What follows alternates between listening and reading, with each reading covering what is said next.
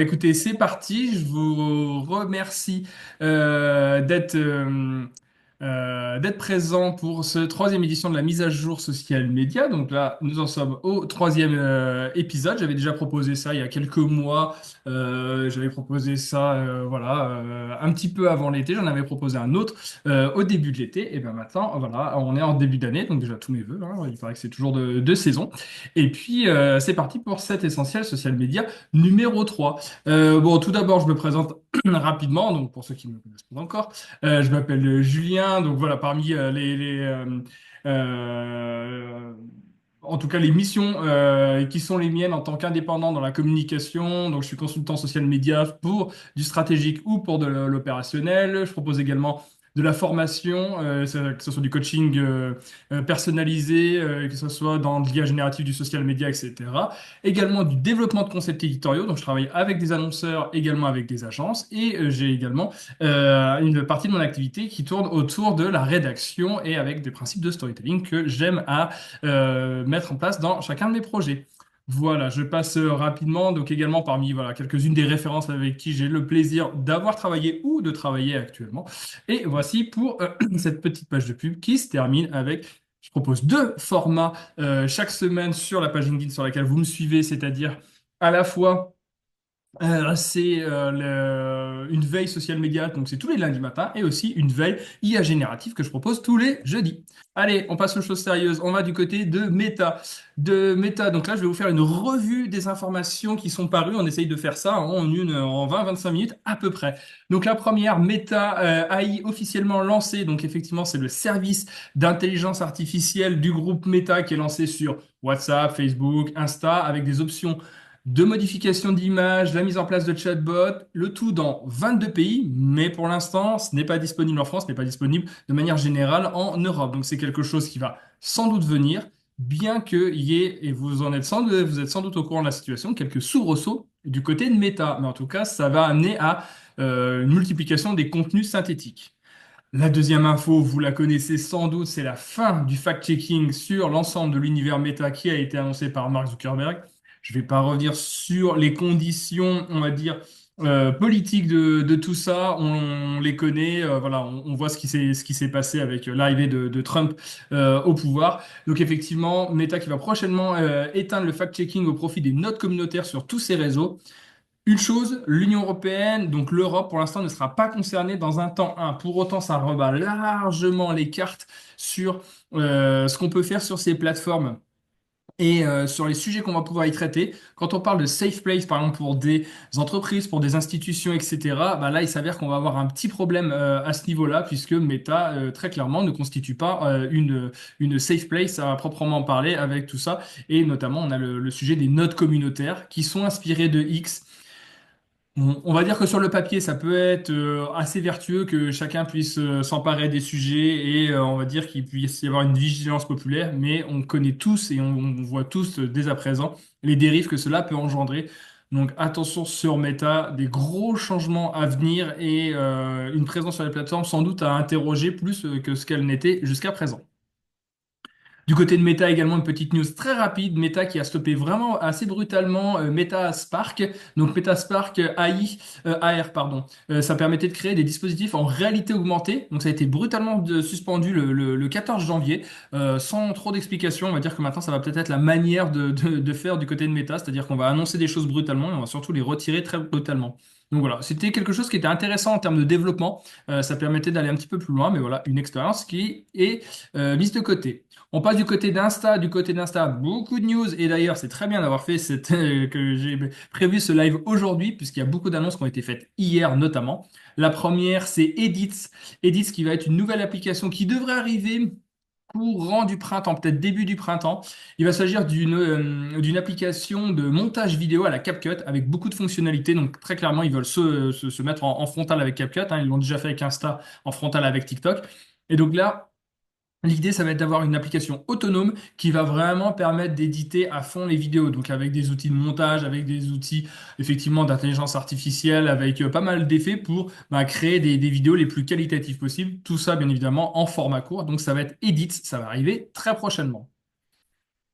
Autre évolution qui est en cours, là c'est l'évolution du feed Insta. Donc vous l'avez sans doute vu, le format 4/5e est désormais déployé pour tous les comptes, ce qui fait que, en fait, c'est quoi la stratégie? C'est de pousser à fond la vidéo, bien évidemment. Et donc maintenant, si vous aviez un feed carré sur Instagram, et ben effectivement, là, vous avez un problème de mise au format des images, donc il va falloir passer sur un format beaucoup plus vertical.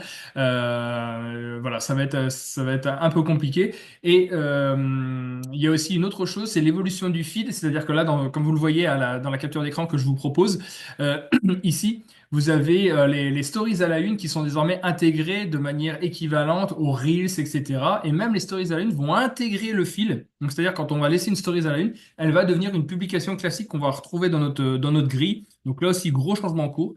Et d'autres changements aussi qui vont être liés dans le changement d'ordre des publications Instagram, mettant fin à l'ordre chronologique. Donc, c'est-à-dire qu'on pourra prendre une publication et en fait venir la changer de place dans sa grille. Donc, sa grille Instagram va devenir un peu comme une sorte de Tetris, très clairement. C'est un petit peu ça l'idée. Voilà pour ces quelques news. Là aussi, quelque chose à garder à l'esprit, ça c'est les petits tips quand vous faites des Reels pour votre compte Instagram. Pensez bien aussi aux objectifs que vous voulez avoir avec votre Reels. Je m'explique. Un Reels de moins d'1 minute 30 sera diffusé via l'onglet Explorer. C'est-à-dire que concrètement, il va vous permettre de partir en exploration à la conquête de nouvelles audiences, des personnes qui ne vous suivent pas actuellement. À l'inverse, un Reel de plus d'1 minute 30, lui, sera diffusé uniquement aux abonnés de votre compte. Donc, c'est intéressant d'avoir ce distinguo et de comprendre en fait tout l'enjeu qui se produit là-dessus. C'est-à-dire que vraiment, si vous voulez partir en conquête d'audience, faites des Reels de moins d'1 minute 30. Si vous voulez davantage entretenir le storytelling et la relation au long cours avec votre communauté, eh bien faites des Reels de plus d'1 minute 30. Donc ça aussi en termes d'écriture, ça va profondément changer les choses. Là aussi, petite news, alors ça c'est en termes c'est en construction, hein, c'est pas encore officiel. Ça va être le sticker WhatsApp qui va être disponible en Stories. Donc là aussi, intéressant. Alors, selon les entreprises, quand on peut avoir un compte WhatsApp business par exemple, l'idée, ça va vraiment être de pouvoir associer son compte WhatsApp à son compte Instagram, donc pour créer des passerelles, pour créer des systèmes de conversion aussi, on va le voir, avec notamment de la mise en place de catalogues ou de choses comme ça. Donc ça va plutôt pouvoir être pas mal du tout. Également, nouveauté sur Instagram, ça va être le partage Instagram sur Threads, donc partager de façon organique les publications. Donc tous les types de formats seront acceptés. Il y aura aussi une possibilité d'automatiser ou de personnaliser ces partages via Instagram. Ce qui va être intéressant, c'est qu'ici, on va être sur du contenu organique. Donc c'est-à-dire que l'idée, ça va pas être de faire, comment dire, un partage qui va rendre la chose un petit peu dégradée. Ça va être au contraire comme si on aspirait le contenu organique et qu'on venait le partager sur Stress. Donc ça densifie vraiment les passerelles qu'on peut avoir les uns avec les autres. Il y a également un petit sujet autour de la diffusion de son logo sur Instagram. Donc ça, c'est une précision qui a été faite par Meta il y a quelques mois, hein. Ça a été fait un petit peu avant les fêtes de fin d'année. L'idée, ça va être que la diffusion de son logo d'entreprise dans un réel n'impactera pas négativement le contenu. Ça veut dire quoi? Ça veut dire que on va pouvoir travailler aussi sa perception de marque, sa prévalence de marque. Ça, c'est une news qui est quand même importante dans le sens où on avait tendance à avoir pas mal de contenu TikTok qui pouvaient être redistribués sur Instagram et on savait que il y avait le watermark avec le logo TikTok qui faisait que les contenus étaient minorés. Et on avait peur que ça fasse ça aussi avec des logos de marque de manière générale. Donc là, il y a une précision qui a été faite, n'est minoré que les logos en fait des applications concurrentes et notamment TikTok. Donc si vous utilisez votre logo de marque sur dans vos Reels, eh ben ça passera et ça ne sera pas minoré par l'algorithme. Toujours sur Instagram, puisqu'il y a beaucoup de news sur Instagram, je vous préviens par avance. La qualité des Reels qui va être dégradée. Concrètement, ça veut dire quoi? Ça veut dire qu'elle n'est pas dégradée ad vitam aeternam, mais elle est dégradée selon certaines conditions. Par exemple, la qualité des vidéos, des stories et des Reels peut être réduite ou augmentée en fonction de l'engagement reçu par la publication. C'est-à-dire que quand vous envoyez un contenu sur Instagram, Si c'est un contenu qui génère beaucoup d'engagement, il va maintenir une bonne qualité du contenu, il va pas le dégrader graphiquement parlant, parce que c'est un contenu qui est fortement consommé, donc pour assurer une expérience assez homogène pour les utilisateurs. À l'inverse, si c'est un contenu que vous publiez, ben, il est malheureusement qui ne trouve pas écho auprès de du public, eh ben, celui-ci sera toujours disponible sur la plateforme, mais sera minoré en termes de qualité graphique. Donc tout simplement, ça c'est pour aussi faire un maintien de la qualité des réseaux convenable, c'est-à-dire que si on gardait tout en très très grosse qualité, ben, ça serait assez compliqué de maintenir la qualité de service. Ici, une news aussi sur laquelle il travaille et qui peut être très très intéressante, pareil, qui peut nous emmener dans des dispositifs éditoriaux renouvelés, ça va être l'ajout de contenu carrousel après publication. Donc Instagram travaille sur cette fonctionnalité, la possibilité d'ajouter des médias à un carrousel après sa publication. Donc là, on sait que voilà, actuellement, on a des carrousels qui peuvent être assez longs, qui font une vingtaine de contenus. Eh bien là, l'idée, ça sera quand on le publie, eh bien on pourra quand même le compléter. Alors on avait aussi eu l'idée d'avoir des compléments de carrousel collaboratifs. Je crois qu'ils sont toujours sur le coup pour travailler ça. Et là, l'idée, c'est de pouvoir le compléter. Donc on peut très bien imaginer par exemple des logiques de jeux concours ou de choses comme ça qui pourront être gérées de cette manière. Donc moi, je trouve cette news très intéressante et assez pleine de promesses. Bon, une nouvelle option aussi rapidement, le collage. Donc Instagram teste une option permettant de partager plusieurs photos au sein d'une même story. Donc ça, c'est des petites news en passant rapidos. La réorganisation des stories à la une. Donc effectivement, ça, on commence à le voir apparaître. Donc c'est-à-dire que toutes nos stories à la une que vous avez bien pris soin de présenter avec les bons badges, etc. Bah, toutes celles-ci, c'est pas qu'elles vont disparaître, c'est qu'elles vont intégrer effectivement les onglets à côté de Reels, à côté d'identification et compagnie. Et comme je vous l'ai montré tout à l'heure, ça va même intégrer directement votre grille personnelle sur la plateforme. Dans les canaux de diffusion, donc ce qu'on peut appeler broadcast channel également, des nouveautés, une qui est loin d'être négligeable, il est possible de répondre textuellement aux messages postés dans les canaux de diffusion. Puisque si vous avez déjà utilisé, si vous êtes utilisateur, utilisatrice de ce type de format, vous savez que ce qui se passe actuellement, c'est que on va sur un broadcast channel et en fait on ne peut réagir que en emoji à un message ou alors répondre aux sondages qui sont postés. Là, l'idée, c'est de pouvoir swiper sur un contenu textuel et de pouvoir répondre textuellement aussi. Donc, ça va permettre d'apporter plus de densité et de créer un conversationnel plus important. Donc, ça, c'est plutôt une chouette nouvelle pour les canaux de diffusion. Toujours dans ces canaux de diffusion également, donc il va y avoir une fonctionnalité qui va s'appeler Prompt, qui va permettre pendant 24 heures de mettre au défi sa communauté en l'incitant à partager des photos ou du texte selon une demande que vous avez formulée, etc. Donc il y a aussi pas mal d'activations qui sont proposées dans les canaux de diffusion qui sont un format qui est pour l'instant pas assez exploité à mon sens, mais qui est très intéressant parce que notamment il n'est pas soumis à la logique algorithmique. Toujours dans ces canaux de diffusion, autre chose qui a été annoncé et qui montre aussi qui croit clairement dans le format, c'est la mise en place des statistiques. Donc les canaux proposent désormais des statistiques donc, qui vont être un petit peu développées, mais voilà, c'est un début, qui vont tourner autour du nombre d'interactions, du nombre de partages d'articles, du nombre de votes, etc. Mais là encore, très intéressant, c'est-à-dire que jusqu'à présent, on alimentait un broadcast channel sans trop savoir ce qui se passait. Là, au contraire, on va pouvoir avoir très clairement des stats et notamment, vous voyez, par exemple, là dans la capture que je vous montre, sur les interactions, on va savoir qui, entre les followers et les non-followers, produisent ces interactions. Là, vous l'avez peut-être vu passer, ça date d'il y a quelques semaines, le mode essai pour les Reels. Donc ça s'appelle Trial Reels, pardon pour l'accent. Ça va permettre de bêta-tester pendant 24 heures son Reels auprès de nouvelles audiences avant de les publier concrètement. Donc voilà, ça c'est quelque chose qui sur le papier, une fois de plus, est intéressant parce que ça peut permettre aussi d'avoir un saut qualitatif sur ce qu'on va publier. Par contre, effectivement, ça prend une ressource temporelle qui est considérable puisque s'il faut commencer à faire un bêta-test pour publier, pour voir ce que ça donne, pour rectifier, pour vraiment publier, là, ça peut commencer à devenir très compliqué. Mais ça a au moins le mérite d'exister. Quelque chose sur lequel ils sont en train de travailler, donc là qui est plutôt qui est plutôt en lien avec de l'intelligence artificielle, ça va s'appeler MovieGen. Donc ça va être un outil d'IA qui va permettre via un prompt de modifier les éléments de son choix, par exemple dans ses vidéos, que ce soit l'arrière-plan, les vêtements, les éléments vidéo, etc. Donc voilà, là on sait que l'arrivée de l'intelligence artificielle, elle se matérialise aussi du côté d'Instagram où voilà, on a cet outil-là.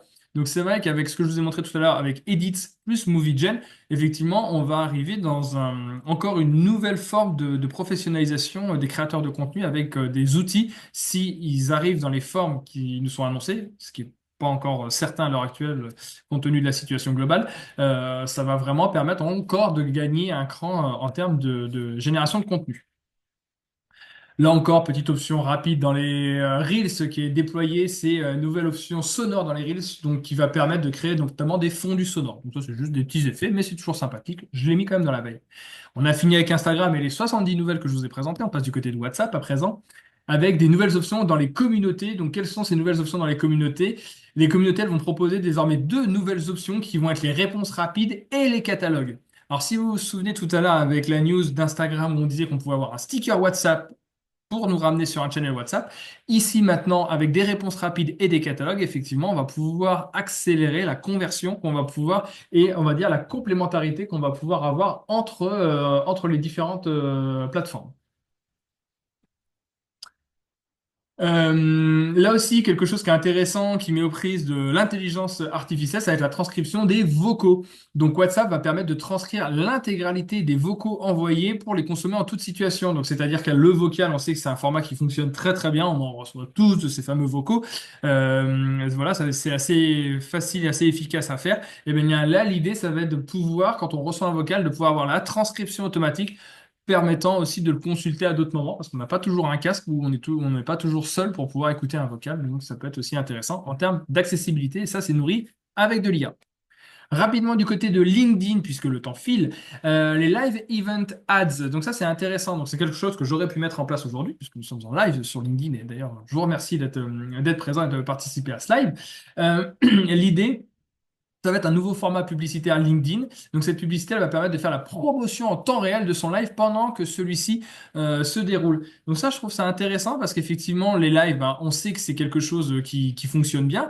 On a des outils qui sont plutôt assez efficaces pour mener tout ça. Et donc là, l'idée, c'est d'avoir un nouveau format publicitaire donc sur LinkedIn, plutôt pas mal. Du côté de TikTok, quelques news du côté de TikTok. TikTok a été temporairement suspendu aux États-Unis. Je ne reviens pas sur le psychodrame que cela a été.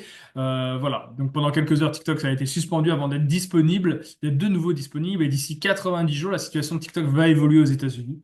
Est-ce qu'il y aura une session complète? Est-ce qu'il y aura un partenariat avec un acteur américain, etc. Enfin, bon, le feuilleton ne fait que commencer. Là, c'était juste pour resituer la chose avec avec tous les soubresauts que ça produit et vraiment le côté où, de manière générale, on se rend bien compte, et là, ceci en a une nouvelle preuve, que toutes les plateformes sociales, par contre, sont clairement en train d'opérer un pivot énorme, à la fois idéologiquement et surtout en termes de pérennité de business, en train de draguer ouvertement le pouvoir en place, ou en tout cas le nouveau pouvoir en place, pour assurer leur pérennité. Et donc là, on arrive un petit peu à des abus, très clairement. Là, de la part de TikTok, c'est un abus, une fois de plus, tout comme ce qui s'est passé sur Meta il y a quelques jours est un abus, et tout comme ce qui se passe sur X depuis maintenant trop longtemps est un abus également.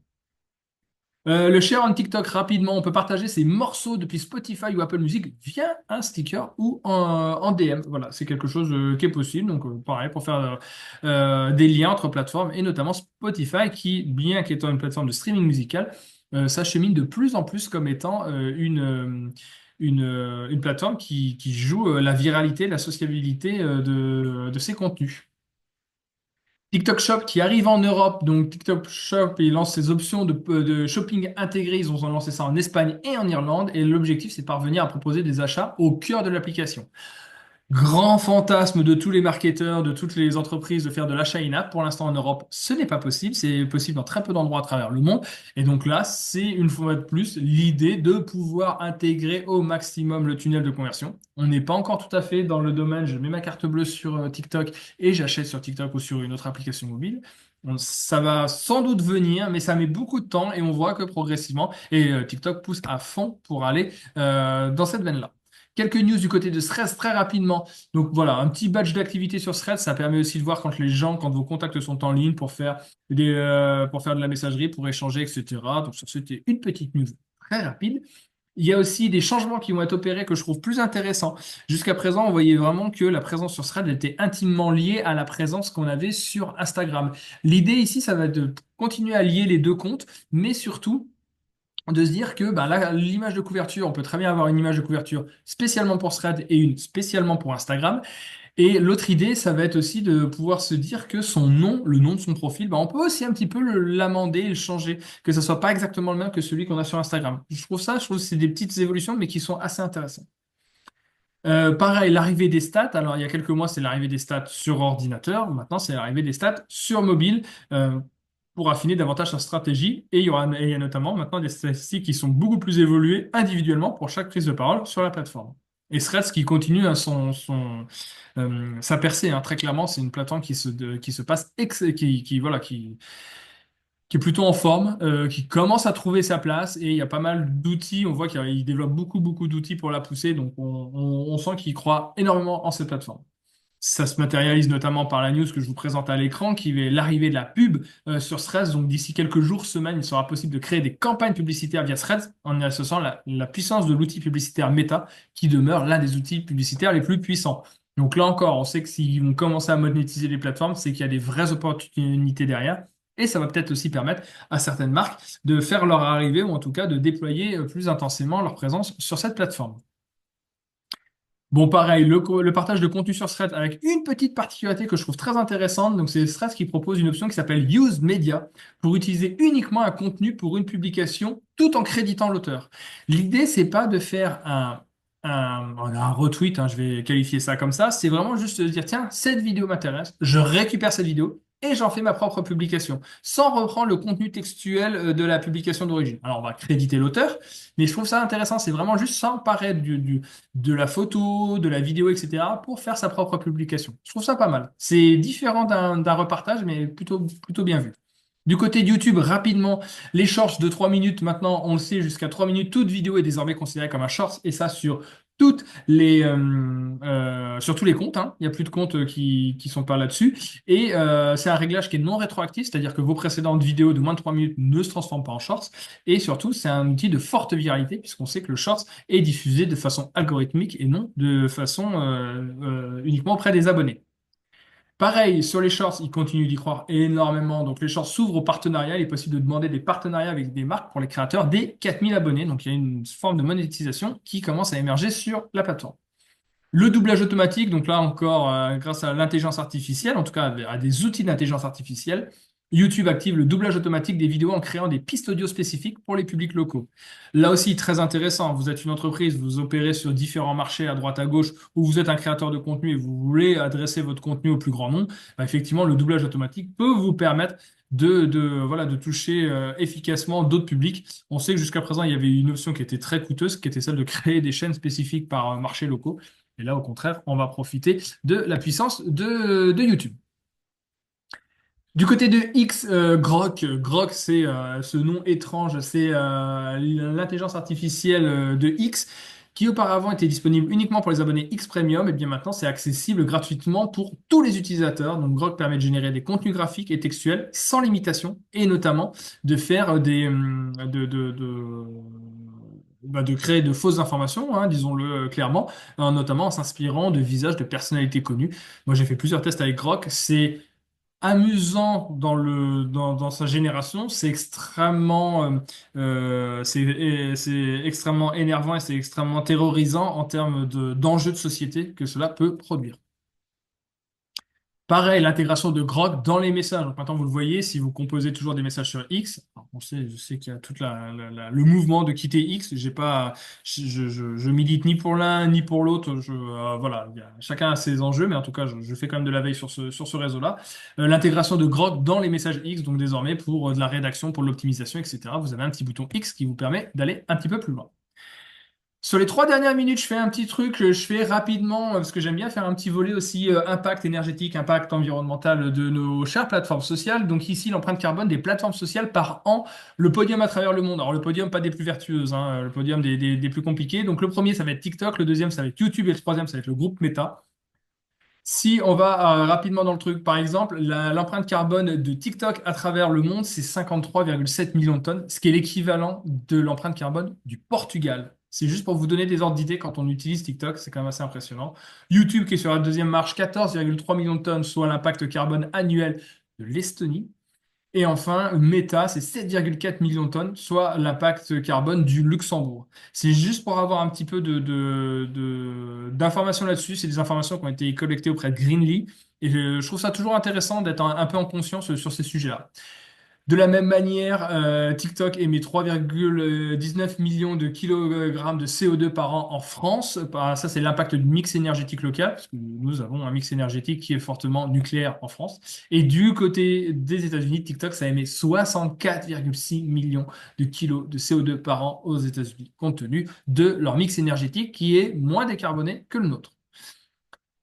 Cette petite partie, je me permets, je peux vous la montrer en 2 secondes. Je vous avais mis de côté quelques petites inspirations, vous voyez, quelques petites inspirations éditoriales des sujets, des publications que j'ai vues ces derniers temps que je trouvais très intéressantes. Ce que je me propose de vous faire, voilà, c'est le dernier écran que je vous passe, qu'il est midi 29 et voilà, j'avais dit que je finissais à midi 30. L'idée, c'est que je vous invite à me contacter, que ce soit par mail, que ce soit sur LinkedIn en message privé, etc. Et je me ferai un plaisir à la fois de vous faire passer, si vous le souhaitez, l'intégralité de ce support, ou si vous ne souhaitez avoir que le support des inspirations éditoriales, eh bien, je vous ferai passer uniquement cela. Voilà, eh bien écoutez, je vous remercie pour votre attention, je vous remercie d'avoir été présent. Voilà, j'espère que tout ceci vous aura intéressé, aura été de qualité pour vous. Voilà, je suis présent sur toutes les plateformes, donc n'hésitez pas à me solliciter pour tout type de projet. Vous avez vu au début, j'avais dit un petit peu ce que je vous proposais. Donc, j'aurai plaisir à discuter avec vous sur toutes les plateformes sociales. Je vous souhaite une très bonne journée et je vous dis à très bientôt. Au revoir.